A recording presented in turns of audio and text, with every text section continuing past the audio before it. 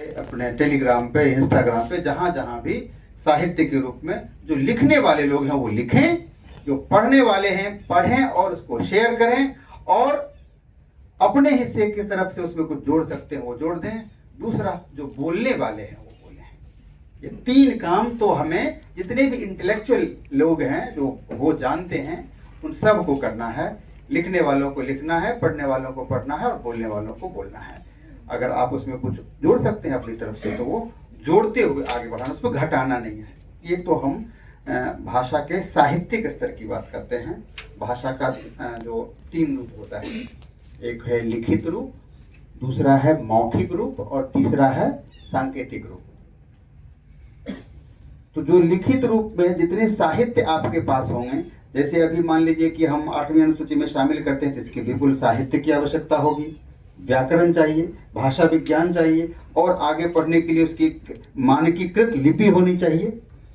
आगे आने वाली पीढ़ी को भी उस चीज को आगे पढ़ने में सहूलियत हो, और तरह तरह की कविताएं, कहानियां, नाटक, उपन्यास जितने भी है वो सारा साहित्य का अंग होगा। हमारी वहाँ की धरोहर, वहाँ की परंपराएं, रीति रिवाज, वेशभूषा, पोशाक जितने भी है वो सारी चीजें, ताकि जो आने वाली पीढ़ी है उसके लिए मतलब, और सिलेबस के लिए, पाठ्यक्रम के लिए विषय बने। नहीं तो अगर बहुत ही छोटा इतिहास है, बहुत ही छोटा साहित्य है, तो उसको हम झारखंड पब्लिक सर्विस कमीशन के लिए तो हो सकता है कि लागू हो जाए, लेकिन यूपीएससी के लिए नहीं हो सकता है, क्योंकि उसके लिए समुचित और समतुल्य मात्रा में, जैसे हिंदी का है, अंग्रेजी का, साहित्य का है, बाकी और भाषाएं जितनी 22 भाषाएं हैं अपने देश की, उन सारी भाषाओं के साहित्य के स्तर में आना पड़ेगा। तो साहित्य सृजन एक पहला काम हो गया, दूसरा राजनीतिक स्तर पे, और तीसरा ये जो आप लोग जो इतनी संख्या में इकट्ठे हुए हैं, मैं पिछली बार भी आया था, देख करके मुझे बहुत ही आंतरिक हार्दिक खुशी हो रही है कि आप लोग इतने समर्पित भाव से लगे हुए हैं। तो चलना ही केवल चलना है, चलते ही रहना होगा। चलना ही केवल चलना है, चलते ही रहना होगा। मंजिल मिले न मिले तुमको, आगे बढ़ते ही रहना होगा, आगे बढ़ते। तो आवश्यकता इस बात की है कि जानकारी को हम समझने का प्रयास करेंगे, सुनने का प्रयास करेंगे।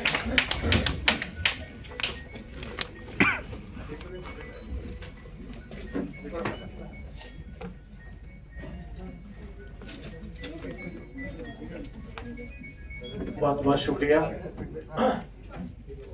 All India whole language action committee के नेतृत्व में देश के अलग अलग हिस्सों से दिल्ली आए हुए मेरे तमाम बुजुर्गों को, नौजवान साथियों को, माता और बहनों को मेरी तरफ से खूब जोहार। जोहार जोहार। साथियों, जब मेरी गंगाराम जी से बात हो रही थी और उन्होंने बताया कि इस तरीके से हो भाषा को लेकर के एक लड़ाई है जो बहुत लंबे समय से लड़ी जा रही है, लगभग 3 दशक हो चुके हैं इस लड़ाई को लड़ते हुए, और वो तमाम लोग अपनी भाषा को बचाने के लिए दिल्ली आ रहे हैं, और वो उनका कहना था कि आप भी आइए उनके साथ उस लड़ाई में शामिल होने के लिए। मुझे लगा कि आदिवासी समाज का हिस्सा होने के नाते ये मेरी जिम्मेदारी है कि मैं इस लड़ाई में आपके साथ खड़ा हूं, और इसीलिए मैं यहां पर हूं। साथियों, पूरे देश और दुनिया में अगर हम बात करें तो खास करके आदिवासी भाषाओं को लेकर के जिस तरीके का संकट है वो बहुत गंभीर संकट है। हमारी लड़ाई कई लेवल पर है। पहली लड़ाई तो यह है कि हम अपनी भाषा को रिकॉग्नाइज कराने की लड़ाई लड़ रहे हैं, कि कोई पहचान ले कि हम भी कोई भाषा बोलते हैं। राजस्थान की तरफ एक कहावत चलती है, कोस कोस पे पानी बदलर, 4 कोस पे पानी। उसका मतलब है कि आप लगभग 1 कोस का मतलब 3 किलोमीटर होता है, कि इतनी दूरी पे जाने पे आपका पानी का जो टेस्ट है वो बदल जाता है, और लगभग 12 किलोमीटर के आसपास जब चलते हैं तो आपकी वाणी बदल जाती है, भाषा बदल जा रही है।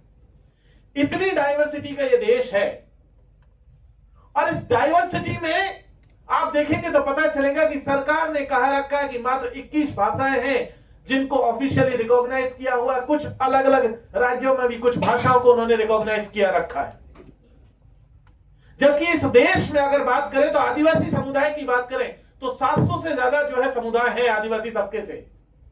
उनमें से कम 100 से ज्यादा समुदाय ऐसे हैं जिनके पास अपनी प्रॉपर भाषा है, जिनकी अपनी तैयार व्याकरण है, जिनका अपना तमाम तरीके की चीजें तैयार है, लेकिन उसके बावजूद भी वो भाषाएं आज भी उपेक्षित है, आज भी सरकार की नजर में नहीं है।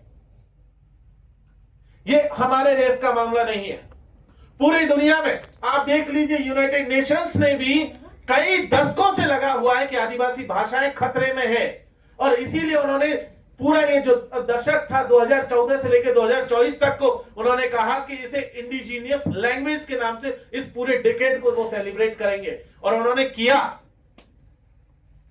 लेकिन हमारे देश में क्या हुआ, इस पूरे दशक में 2014 से लेकर 24 तक किसी भी एक भाषा को मान्यता नहीं मिली।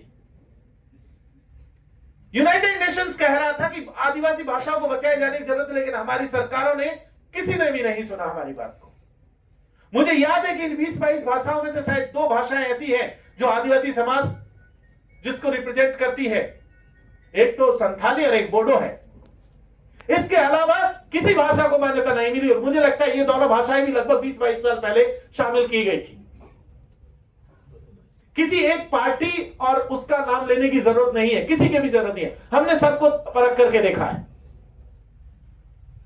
यूनाइटेड नेशंस की एक चिंता और भी है कि इस सदी के अंत तक आदिवासियों की 96% भाषाएं खत्म हो जाएंगी। हमसे पहले साथी ने कहा था कि हमें लड़ाई को बहुत स्लोली लड़ते रहना है। 70 साल में 2 भाषा है, और इसी स्पीड से चलते रहे तो 700 समुदाय है, हमारी न जाने कितनी पीढ़ियां गुजर जाएंगी, लेकिन हम अपनी भाषा नहीं बचा पाएंगे।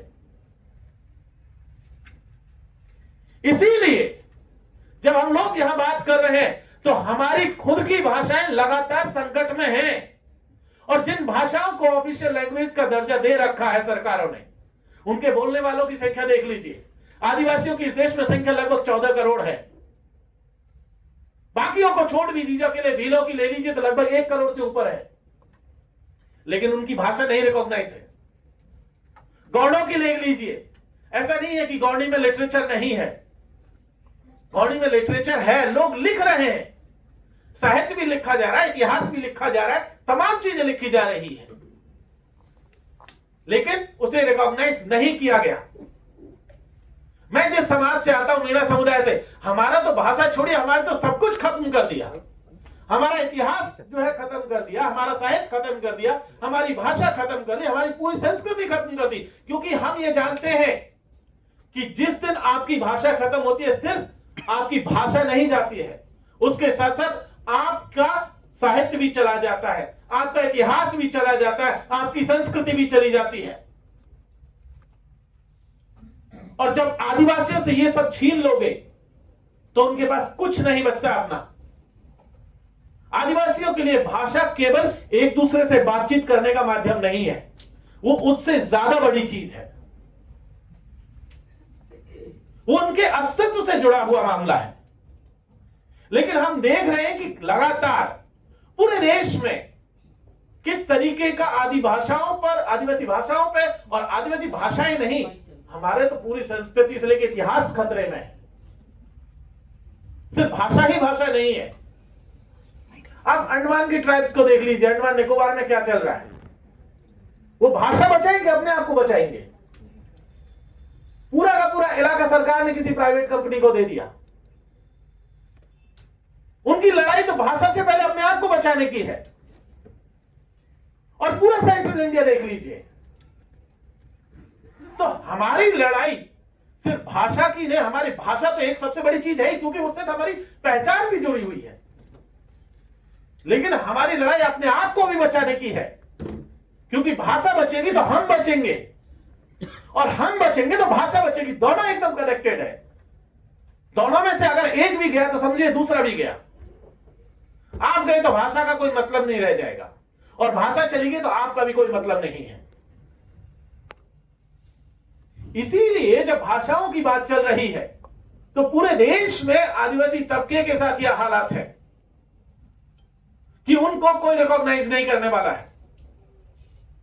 पिछली एजुकेशन पॉलिसी थी जिसमें कहा जा रहा था कि लगभग 44 भाषाओं में जो है बच्चों को शिक्षा दी जाएगी। 4-5 साल पहले जब एजुकेशन पॉलिसी बदली, कहा कि मात्र जो है 16 में भाषाओं में जो है आपको शिक्षा मिलेगी और बाकी कुछ रीजनल शामिल कर दी गई। जिन आदिवासी भाषाओं में, जैसे नॉर्थ ईस्ट से जुड़ी हुई बहुत सारी भाषाएं थी जिनमें पहले एजुकेशन दी जा रही थी, उन सबको हटा दिया और हटा करके क्या किया, दूसरी भाषा ले। किस नाम पर? मातृभाषा के नाम पर।